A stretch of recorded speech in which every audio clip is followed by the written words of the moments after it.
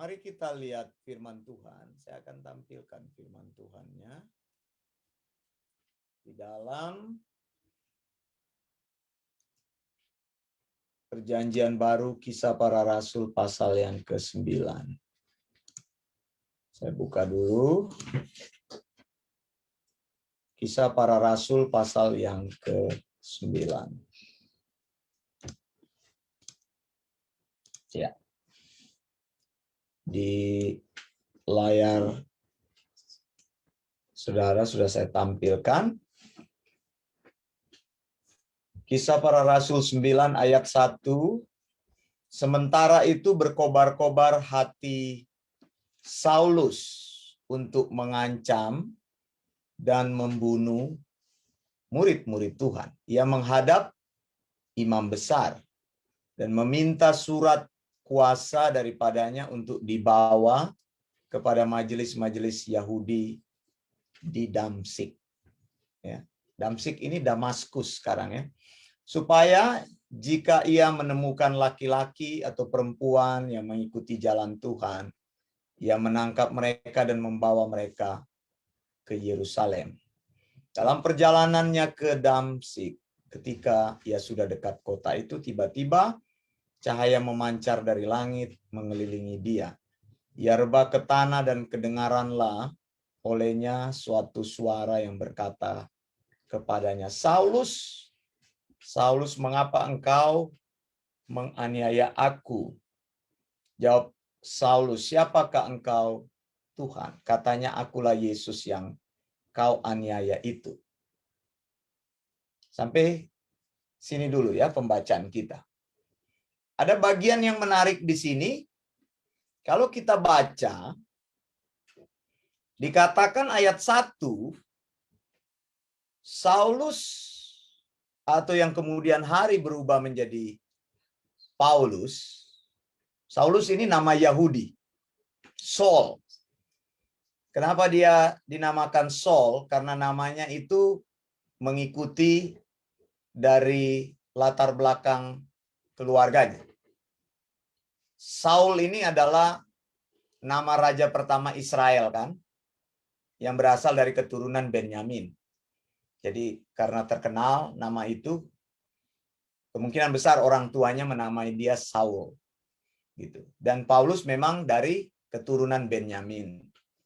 Kemudian dia berubah namanya menjadi Paul. Gitu. Jadi Saul menjadi Paul. Gitu. Paul adalah nama yang dikenal dalam bahasa Yunani. Jadi jangan bingung ya dengan ayat yang tertulis. Nah, Alkitab bilang dia sangat marah sekali kepada murid-murid Tuhan. Dia ingin menangkap murid-murid Tuhan. Dia meminta surat kuasa. Dia ingin mengancam mereka, menangkap, bahkan membunuh mereka. Itu sebabnya pada waktu kita baca ayat 5 atau ayat 4 tadi, dikatakan begini, Saul, Saul, mengapa engkau menganiaya aku? Nah, kan ada pertanyaan di sini bagi kita. Apakah memang betul Saulus pernah menganiaya Yesus? Bagaimana menurut saudara? Apakah Saulus pernah menganiaya Yesus? Jelas tidak. Makanya dia bertanya, Saulus tanya, siapakah engkau, Tuhan? Katanya, akulah Yesus yang engkau aniaya. Jadi di sini kita menemukan sebuah hubungan di sini. Murid-murid Tuhan ketika mereka mengalami ancaman, ketika mereka akan ditangkap, akan dianiaya oleh karena pekerjaan Injil, oleh karena iman mereka, maka itu sama seperti melawan Yesus sendiri. Jadi aniaya yang dialami oleh murid-murid Tuhan berakibat adalah orang-orang itu hadapan langsung dengan Tuhan. Jadi ketika Saulus betul-betul dia ingin menghancurkan jemaat Tuhan pada waktu itu, Saulus tidak tahu bahwa dia bukan berhadapan dengan murid-murid Tuhan, tapi dia berhadapan dengan Tuhan langsung. Mengapa, saudara? Mengapa? Ada yang tahu? Karena kita, orang percaya atau gereja ini, disebut dengan tubuh Kristus di muka bumi ini. Amin, saudara. Makanya tubuh Kristus tidak usah takut. Saya heran, di gereja khotbahnya melulu tentang berkat, khotbahnya melulu tentang masalah, khotbahnya melulu tentang kesembuhan. Padahal jemaat Tuhan adalah tubuh Kristus. Kristus adalah kepala. Sekarang saya tanya kepadamu, kalau engkau hari ini kena sakit flu, tubuhmu langsung mengirim signal kepada otakmu. Sakit, sakit, sakit. Apa yang engkau lakukan? Apakah engkau sakit, lalu engkau tiba-tiba tidak percaya kepada pikiranmu sendiri? Ada nggak orang yang begitu? Udah tahu tiba-tiba, udah tahu dia punya kepala pusing, dia tetap lari-lari di tengah panas yang membakar. Nggak ada kan orang yang seperti itu. Kepalamu itu otomatis akan mengirim signal tubuhmu sakit. Apa yang akan dilakukan? Istirahat. Tidak ada omongan dalam mulutmu, hai tubuh istirahat, hai tubuh istirahat. Tidak ada. Secara otomatis engkau akan pergi cari bantal dan tempat tidur, kasur maksud saya. Begitu ya. Atau kalau memang belum, atau sakit yang paling, saya cuma bilang flu. Tapi saya pernah mengalami, apa itu yang pusing sekali itu? Migren. Migren. Itu rasa-rasanya mau mati, saudara. Kena migren itu. Dunia itu berputar begitu. Benar, saudara. Mau tidur nggak bisa. Mau bangun nggak bisa. Ya, tanya sama Ella. Vertigo. Ya. Vertigo namanya atau migren namanya. Itu sama. Itu nggak karu-karuan, saudara. Maksud saya, kalau sesuatu terjadi pada tubuhmu, maka signal mengirim perintah kepada otakmu untuk melakukan sesuatu. Nah, ini yang saya maksudkan. Apapun yang terjadi dalam hidupmu, maka tubuh akan mengirim signal kepada kepala. Engkau atau kita adalah tubuh Kristus. Yesus adalah kepala, maka kepala tidak akan diam. Itu sebabnya dikatakan oleh Alkitab, bukan doamu yang menggerakkan Allah, tetapi Allah lah yang melakukan segala sesuatu menurut kasih karunia-Nya. Amin, saudara. Jadi jangan kita pikir karena kita berdoa maka doa kita menggerakkan Allah. Otomatis karena kita adalah tubuh, maka apa yang terjadi dengan tubuh, tubuh akan mengirim signal kepada kepala. Dan kepala saat itu katakan, ada sesuatu yang nggak beres. Jadi tidak perlu lagi tubuh teriak-teriak. Lapar. Coba ada orang nggak kalau lapar dia teriak-teriak, lapar. Dia jalan lapar. Nggak ada, saudara. Orang itu ketika lapar dia langsung cari makanan. Iya kan? Tidak ada terlintas dalam mulut. Karena signal itu akan mengirim sesuatu kepada kepalamu dan engkau tahu apa yang akan dilakukan. Betul nggak? Begitu. Mana ada orang yang kedinginan gitu di salju, dingin, teriak-teriak. Coba tanya sama Bu Renata kalau cuacanya drop, masa dia teriak-teriak dingin. Enggak. Otomatis sudah tahu dingin, langsung mencari bagaimana supaya tubuh merasa nyaman. Nah, ini konsep yang bagus yang diperkenalkan oleh Paulus, tapi bukan Paulus yang memperkenalkan ini. Paulus belajar dari konsep ini dan dia mengenal dengan baik. Oh, Kalau aku mengusik jemaat Tuhan, maka yang sakit bukan jemaat Tuhan, tapi kepala yang akan merasakan kesakitan itu. Maka dia tanya, "Who are you, Lord?" And Tuhan bilang, "I am the one that you are persecuting." Kamu yang menganiaya aku. Paulus kok bingung. Oh, aku tidak pernah bertemu dengan engkau, Yesus. Kapan aku menganiaya engkau? Kira-kira kan begitu. Tapi di sini Tuhan Yesus sedang mengajar dia bahwa aniaya terhadap tubuh Kristus adalah menganiaya aku sebagai kepala. Jadi kita tahu sekarang ya bahwa kita gereja adalah tubuh Kristus.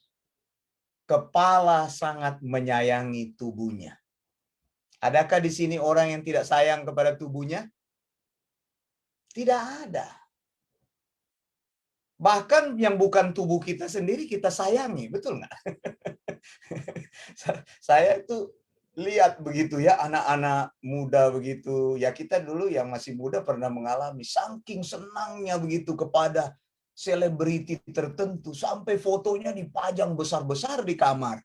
Begitu. Saking sayangnya besar. Saya lihat itu bukan cuma fotonya itu. Dia punya apa itu spray tidur itu foto daripada bintang film kesayangannya supaya pas masuk kamar dia lihat bintang filmnya. Itu cuman foto doang. Jadi kita bukan hanya sayang tubuh kita, tubuh orang lain aja kita sayangi. Tapi saya mau tunjukkan bagaimana cintanya Tuhan kepada tubuhnya. Sampai di sini kita mengerti nggak betapa Tuhan mencintai kita? Betapa Tuhan membela kita.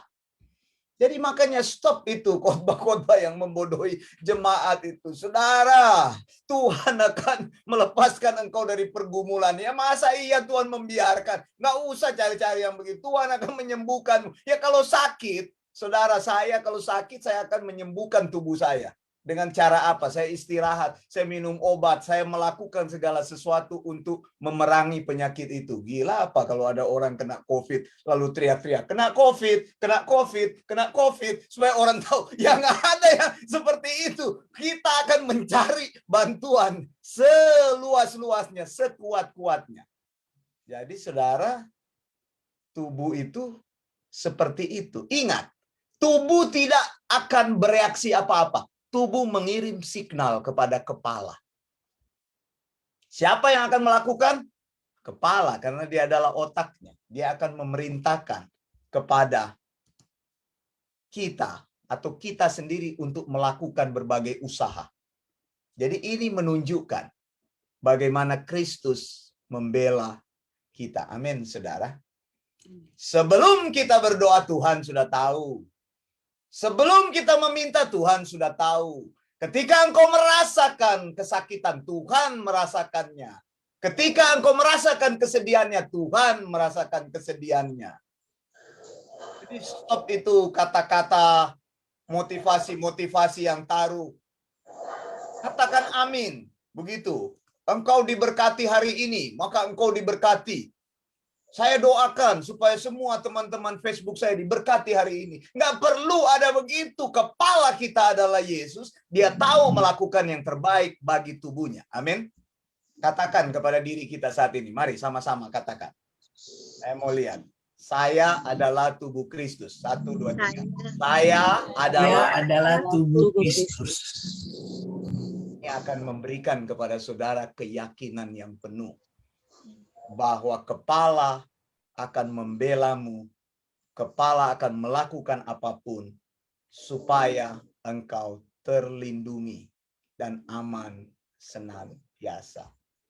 Karena ada lagunya itu, tenanglah kini hatiku, Tuhan memimpin langkahku. Oh, betapa jiwa kita ditenangkan kalau kita ingat kepada Tuhan. Saya mau kita melihat selanjutnya. Mari kita lihat selanjutnya. Bagian berikutnya. Saya akan tunjukkan ayat. Tadi sudah ya, antara tubuh dan kepala. Sekarang kita lihat. Di dalam perjanjian baru, masuk ke dalam Efesus. Pasal keempat. Efesus pasal 4 ayat 11. Lihat di sini, Efesus 4 ayat 11. Dan ialah di sini adalah Yesus sebagai kepala. Tadi saya sudah bilang kan, yang memberikan baik rasul-rasul maupun nabi-nabi, baik pemberita-pemberita Injil maupun gembala-gembala dan pengajar-pengajar. Lihat, kata yang tepat di sini bukan memberikan. Sebenarnya kata yang tepat di sini adalah give. Begitu. Jadi hadiah. Dialah yang menghadiahkan kepada tubuhnya. Ya. Apa yang dihadiahkan kepada tubuhnya? Ada rasul, ada nabi, pemberita Injil, gembala, pengajar. Saya sudah sampaikan ini. Yang sekarang berlaku di gereja itu adalah pemberita Injil, gembala, dan pengajar. Rasul dan nabi itu sudah tidak ada lagi. Nah, karena cintanya kepada tubuhnya, dia berikan hadiah. Nah, saya mau bawa dalam pengalaman-pengalaman yang nyata. Ada, maksudnya ada. Saya mau tanya atau mau coba melihat, apakah di sini teman-teman pernah memberi hadiah kepada orang lain? Sering kan, pasti ya. Kalau ulang tahun kasih hadiah. Bahkan kalau orang mati kita masih kasih hadiah. Karangan bunga itu hadiah dari kita, betul ya? Bukan cuma ulang tahun, bukan cuma lahir, orang mati pun kita kasih hadiah. Itu pertanyaan pertama. Tapi pertanyaan kedua, apakah kita juga sering memberi hadiah kepada diri kita sendiri? Pasti dong. Ya nggak usah ditanya Pak Wanda, yang namanya hadiah kepada diri sendiri, saya nggak bisa bilang-bilang, hai diri, ini hadiah dari saya. Tidak kan?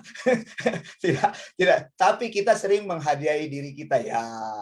Kalau perempuan ya dia manjakan dirinya di salon lah, manjakan rambutnya, manjakan wajahnya, manjakan tubuhnya, dipijat atau di apa, beli baju yang bagus-bagus, beli tas yang bagus-bagus, beli sepatu yang bagus-bagus. Begitu. Kita memberi hadiah kepada diri kita. Nah, Efesus 4 ayat 11 dikatakan Yesus sedang memberi hadiah kepada tubuhnya sendiri. Begitu. Jadi hadiahnya itu adalah penginjil, gembala, dan guru, pengajar. Hadiah. Ini konsep tubuh dengan kepala nih, sederhana saya mau bilang. Ya, Bu Lina ya, pasti sering memberi hadiah kepada diri sendiri. Amin. Amin. Pak Ulpa sering memberi hadiah kepada diri sendiri. Amin. Harus kita, bukan hanya orang lain yang kita kasih hadiah, diri kita sendiri perlu pergi berlibur sendiri aja begitu. Pergi makan sendiri aja, nggak usah dulu panggil-panggil anak. Contoh, saya mau makan sendiri aja deh, nggak usah panggil-panggil orang. Memberi kepada diri sendiri ya perlu juga begitu. Nggak mau diganggu dengan siapa-siapa begitu. Pergi nonton ya, kalau saya nggak bisa nonton di bioskop, jadi saya nonton biasanya nonton dari iPad aja ya. Memberi makan kepada, saya pikir saya nggak suka nonton film. Saya tahu semua film yang ada sekarang di bioskop yang lagi diputar. Lagu-lagu. Dapat VIP card, udah lupa. Oh iya, wah saya dikasih saya. Oh iya, kita dikasih itu hadiah sama orang. Nontonnya itu kalau di Sydney ada bioskop yang spesial. Itu Anda dilayani sebagai raja. Iya, saya sudah 1 tahun orang kasih, tapi kena COVID nggak pergi kita ya. Itu tiket. Jadi kita duduk di situ, nanti nonton video itu ada waiters datang, bawain makan, terus tanya, mau apa lagi? Mau anggur jenis apa? Itu ada di Sydney, ada bioskopnya. Saya nggak tahu kalau di Indonesia apakah ada bioskop seperti itu. Itu spesial gitu ya. Jadi cuma Anda berdua dengan pasangan, atau kalau dapat sendiri ya sendiri aja. Jadi nanti kalau Anda sementara nonton, dia bilang mau makan apa, nanti ada waiternya yang layani Anda, tungguin. Kayak raja begitu. Itu saya tiba-tiba ingat itu. Nah, saudara yang dikasih Tuhan, kita maju lagi di sini. Lalu apa yang Paulus katakan? Lihat, Paulus ini tadi dia mendapat pengalaman di Damaskus, makanya dia mengajarkan pengalaman itu. Lihat, sekarang saya mau katakan apa yang diterima Paulus. Dia menerima Theopneustos dari Tuhan, maka dia mengajarkan theopneustos itu. Dia menerima sound doctrine, maka dia mengajarkan sound doctrine. Ketika Yesus mengajar dia tentang kepala dan tubuh, maka Paulus juga mengajarkan kepala dan tubuh. Kita harus konsisten mengajarkan firman Tuhan, menerima firman Tuhan yang lengkap, lalu mengajarkan firman Tuhan yang lengkap. Dikatakan ayat 12 dalam Efesus 4, untuk memperlengkapi orang-orang kudus bagi pekerjaan pelayanan bagi pembangunan tubuh Kristus. Nah, karena sayangnya Yesus kepada tubuhnya, maka dia ingin tubuhnya itu dibangun. Tadi saya bilang, tubuhnya itu harus diberdayakan. Tubuhnya itu menjadi tubuh yang kuat. Ayat 13 dikatakan, sampai kita semua mencapai kesatuan iman. Iman yang diajarkan Rasul itu iman yang kita pegang sampai hari ini. Dan hari-hari ini kita tahu banyak orang telah menyimpang dari iman. Mereka berkata percaya kepada Yesus, tapi mereka tidak menjalani iman yang mereka percayai. Nah, Tuhan ingin tubuhnya dibangun.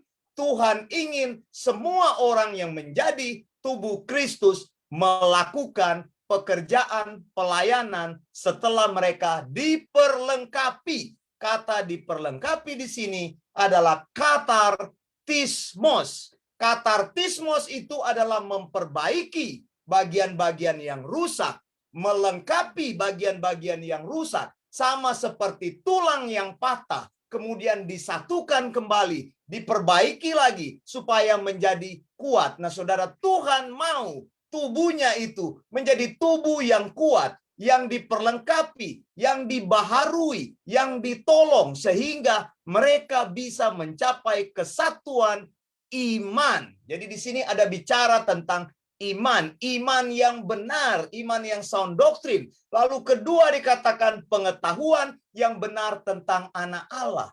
Tubuh Kristus, kita perlu tahu siapakah kepala kita. Siapakah Yesus yang mengepalai kita?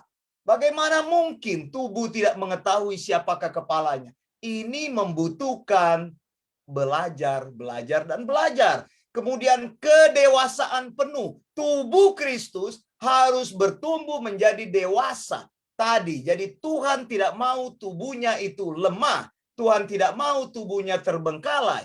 Tuhan mau tubuhnya menjadi dewasa, menjadi bertumbuh dari satu sound doctrine kepada sound doctrine lain. Dan dikatakan tingkat pertumbuhan yang sesuai dengan kepenuhan Kristus. Lihat ayat 14. Sehingga kita bukan lagi anak-anak yang diombang-ambingkan oleh rupa-rupa angin pengajaran. Nah, saudara, hati-hati, saudara. Banyak angin pengajaran. Pengajaran sesat. Ada pengajaran yang setengah sesat. Ada pengajaran yang salah. Ada permainan palsu dalam manusia, dalam kelicikan mereka yang menyesatkan. Oh, banyak orang yang sengaja membelokkan kepercayaan iman Kristen. Kalau engkau tidak bertemu dengan iman yang benar, engkau tidak tahu iman yang benar itu. Tetapi dengan teguh berpegang kepada kebenaran di dalam kasih, kita bertumbuh di dalam segala perkara Dia yang adalah Kristus, yang adalah kepala. Nah, saya mau cerita ini mengenai yang benar ini. Beberapa puluh tahun yang lalu, saya pikir sudah 10 atau 15 tahun yang lalu, saya ditelepon oleh teman saya. Dia bilang, Wanda, cepat datang. Kenapa? Saya ada jam Rolex, dia bilang. Oh, begitu. Tolong kamu jualin jam Rolex saya. Saya pikir, jam Rolex. Saya langsung aneh dengar dia bilang Rolex. Maksudnya Rolex apa? Dia bilang, ada saya jam Rolex. Saya baru beli jam Rolex. Anda tahu jam Rolex itu kan mahal sekali, saudara. Harganya ratusan juta kalau di uang Australian dollar itu 150.000. Jadi bisa 1,5 M begitu ya di Indonesia begitu ya. Saya pikir masa ini orang cuma biasa-biasa, teman kuliah saya masa dia bilang jam Rolex, dia yakin sekali datang. Karena dia paksa-paksa datang, saya datang. Terus dia kasih lihat jam Rolex itu. Saya bilang, ini bukan jam Rolex. Ini jam Tanah Abang, saya bilang. Kenapa kamu bilang gitu? Iya, banyak di Tanah Abang ini 10.000 harganya. Dia bilang, ini Rolex, kamu jual ini Rolex bisa dapat 100 juta. Saya bilang, ini orang lagi mimpi atau apa? Terus saya tanya, kenapa kamu bisa bilang jam Rolex? Lihat saudara, kalau tidak mengerti yang asli, kita bisa tertipu dengan yang palsu. Dia bilang begini, waktu saya keluar dari rumah, saya mau stop bis. Itu kejadian ini di Jakarta dulu. Dia mau stop bis di halte Pegangsaan itu. Saya ingat. Terus waktu sebelum stop bis, dia ini dipanggil sama orang yang logatnya Malaysia. Dek, mau kemana? Begitu. Apa bagaimana ya orang Malaysia punya logat? Saya lupa gitu. Ditepuk dia. Tepuk dia lupa semua. Dia lupa. Dihipnotis rupanya. Dihipnotis, lalu diajak dia keliling, lalu disuruh ATM-nya disuruh ambil semua. Terus orang ini bilang, ini kamu beli jam Rolex. Jadi intinya orang itu bilang, ini jam Rolex, saya baru turun dari kapal. Saya dititipin barang ini apa mahal, kamu beli aja 50 juta. Dia bilang, kamu ada uang 50 juta? Nggak ada. Tapi dalam posisi dia kena apa itu hipnotis. Saya pikir hipnotis masih ada sampai sekarang ya, hati-hati saja. Terus dia bilang, saya nggak ada uang. Berapa kamu yang ada? Dia bilang seadanya di ATM. Ya karena dia mahasiswa juga. Saya tanya, berapa uang kamu? Kurang lebih di ATM 5 juta. Dia bilang, saya cuma punya uang 5 juta. Nggak apa-apa, dia bilang, nanti sisanya kamu lunasi. Memang kurang ajar ini orang. Dia bilang ke saya orang Malaysia ini, orang hipnotis dia. Jadi dia bilang, ini jam tangan ini kamu jual aja, nanti sisa uangnya kamu kasih saya. Nanti saya akan telepon kamu. Padahal dia ditipu. Itu saya bilang ke dia itu, ini jam ini Tanah Abang punya, ini 10.000 saya bilang. Bagaimana Rolex kok di belakangnya aja kalau saudara lihat jam itu nggak ada capnya. Terus di dalam jam itu cuma kertas ditulisin angka-angka terus ditulis Rolex. Begitu ya. Jadi kan banyak orang yang begitu kan. Apa itu iPhone, padahal bukan iPhone isinya begitu ya. Tapi ya. Kalau di Indonesia namanya KW ya.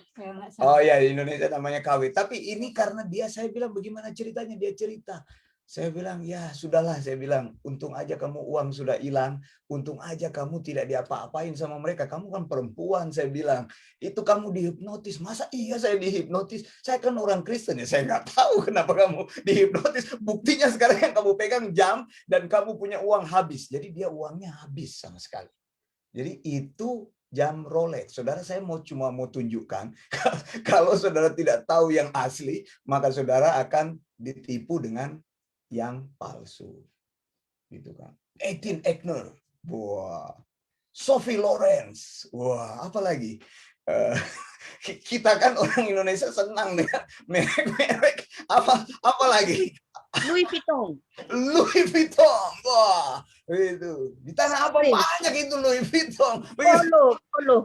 Polo cuma ditempel begitu, saudara. Ya, tapi kalau orang tidak tahu, gitu dia senang pakai begitu, saudara. Ya memang ini branded ini banyak sekali tipu orang punya mata begitu ya. Jadi hati-hati saudara dengan hal seperti itu. Saya mau saudara di sini seperti Alkitab bilang, kenalilah yang asli supaya kita tidak tertipu dengan yang palsu.